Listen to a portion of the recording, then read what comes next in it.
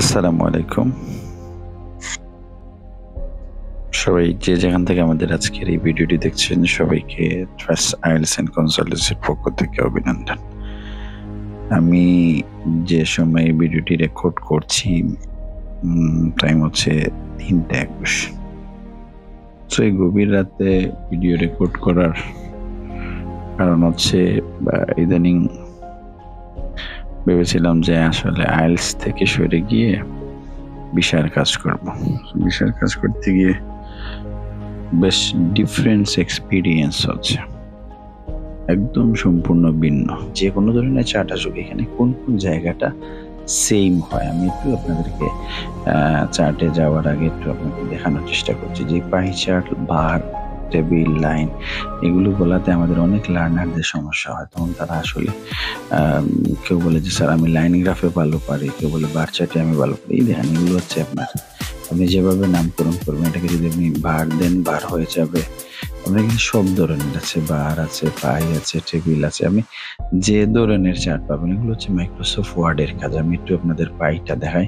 দেখেন পাই হয়ে গেছে। আমি আপনাদের একটু বার দেখাই, বার হয়ে গেছে। আপনি জাস্ট নাম দেবেন, লিখবেন, কলাম দিই কলাম হয়ে যাবে। আমি যদি লাইন গ্রাফ এক্স্যাক্টলি এখানে, আচ্ছা লাইন আছে, লাইন হয়ে গেছে। সো আপনি এখানে জাস্ট নাম দেবেন, তার ফিগার আউট করবেন, দেখবেন অটোমেটিক্যালি ক্রিয়েট হয়ে যাবে। সো আমার প্রথম কাজ হচ্ছে যে লাইন, বার, পাই চার্ট এগুলো থেকে মানে যে আলাদা আলাদা নামের কারণে আপনার যেটা প্রবলেম হচ্ছে, এটা অ্যাটলিস্ট আমি বলবো মাইক্রোসফট ওয়ার্ড আপনি নিজে একটু ঠান্ডা মাথায় দেখে চেষ্টা করেন। যে অনেক ফাইল আমার কাছে আসতেছে, বাট এই ফাইলগুলো 4.5, 5, 4, 3.5 অদ্ভুত অদ্ভুত আমি রেজাল্ট দেখতে পাচ্ছি। এবং খুব ভালো ভালো প্রতিষ্ঠান থেকে পড়াশোনা করে তাদের এই রেজাল্ট। আবার তাদের স্বপ্ন হচ্ছে যে ভালো একটি দেশে যাবে, সেটি হতে পারে ইউকে, তার চেয়েও ভালো কানাডা, অস্ট্রেলিয়া, এরকম প্লেন আছে। বাট 4.5 নিয়ে আপনারা জানেন যে এখানে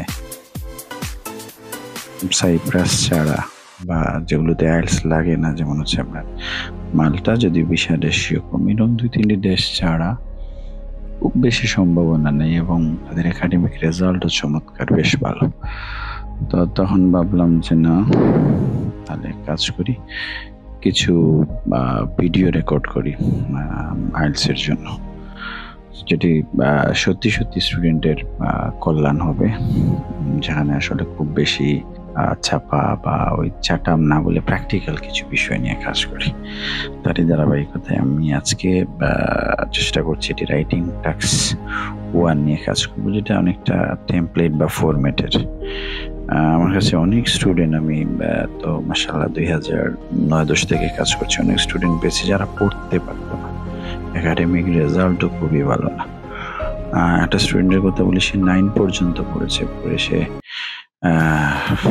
এসএসসি আসলে পরীক্ষা দেয়নি, কিন্তু সে এসেছিল তখন সার্টিফিকেট জাল দিয়ে যাওয়া, যেটা 2009-এর কথা আমি বলছি। সে হয়তো ভিডিওটি দেখতে পারবে, সেজন্য আমি নাম বা পরিচয় গোপন রাখার চেষ্টা করছি। তখন আমি জিএসে কাজ করি।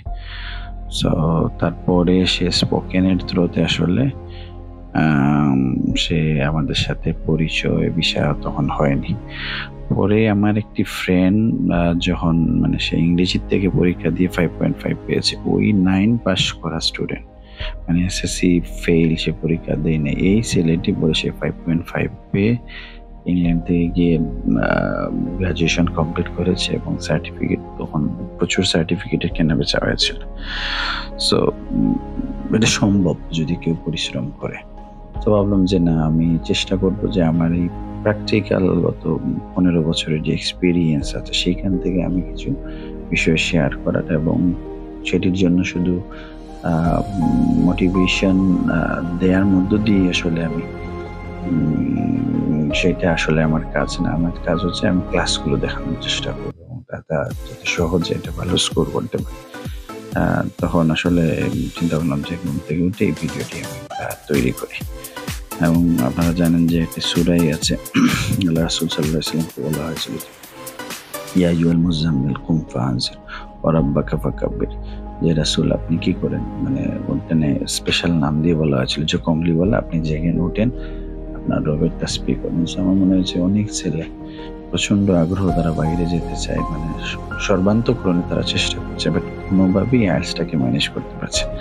আমি যদি এই শেষ রাতে রেকর্ড করি ভিডিওটা, আমি সত্যটা বলতে পারি, তাহলে তারাও রাত জেগে বা ঘুম থেকে উঠে 3টা-4টার দিকে তাহাজ্জুদ পড়ে তারা চেষ্টা করবে আইএলটিএসে ভালো করার, এবং আল্লাহ সুবহানাহু ওয়া তাআলার সাহায্য নিয়েই আসলে তারা চেষ্টা করবে, যার ফলে এটা ভালো স্কোর হবে। আমরা আজকে যেটি দেখতে পাচ্ছি সেটি হচ্ছে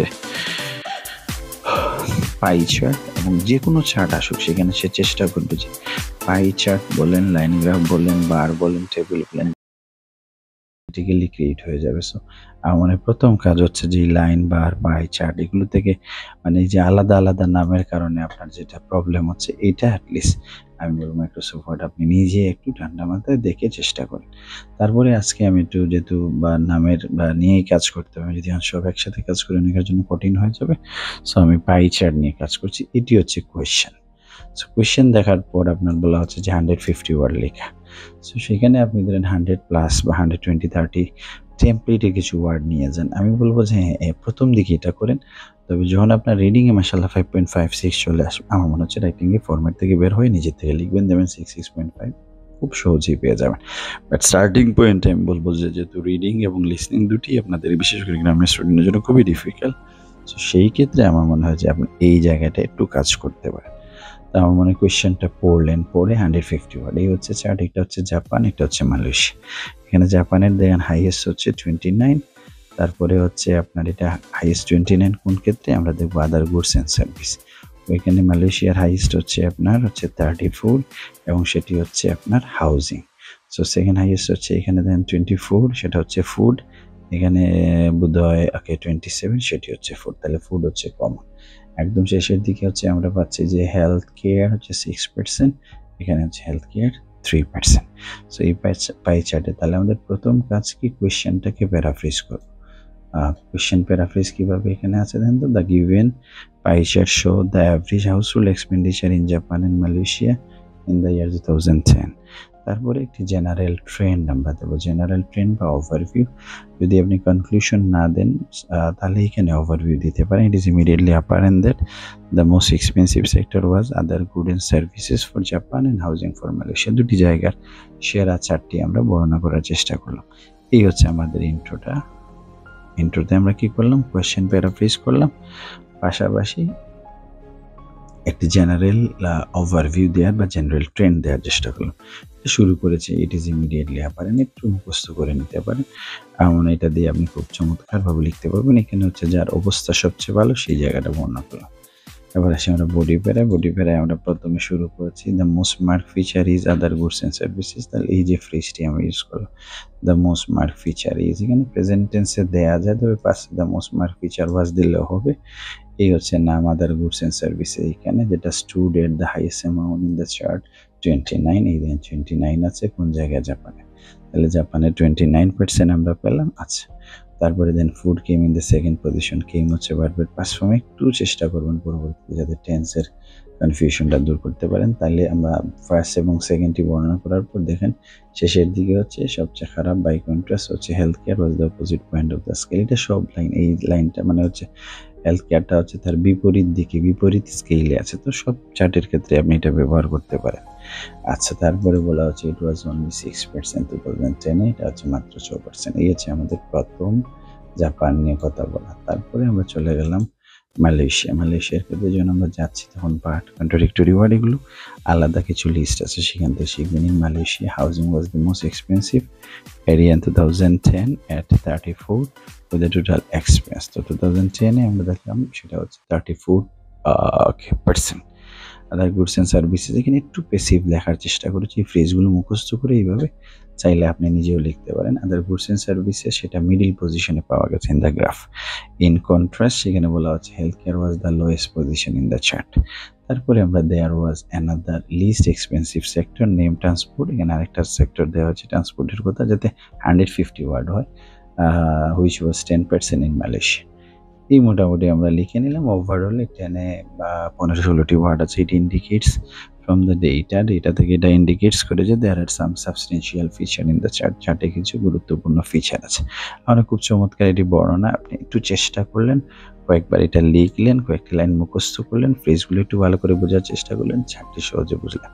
এইভাবে যদি আমরা একটু এগোতে পারি, ইনশাল্লাহ যারা 3.5 ও 4.5 আছেন ইনশাল্লাহ করে দাঁড়াতে পারবেন। কারণ সব প্রেস্টিজ ম্যাটার করে। আপনি ফ্যামিলিকে বলছেন 5.5 বা 6, কিন্তু আপনি আমার সাথে যখন কথা বলছেন রেজাল্ট 4.5, 5, সেগুলো দিয়ে অনেক স্টুডেন্ট খুব ভালো জায়গায় যেতে পারছেন ইনশাল্লাহ। আপনি দেখা যাবে ইনশাল্লাহ সেখান থেকে বের হয়ে ভালো একটা রেজাল্ট নিয়ে।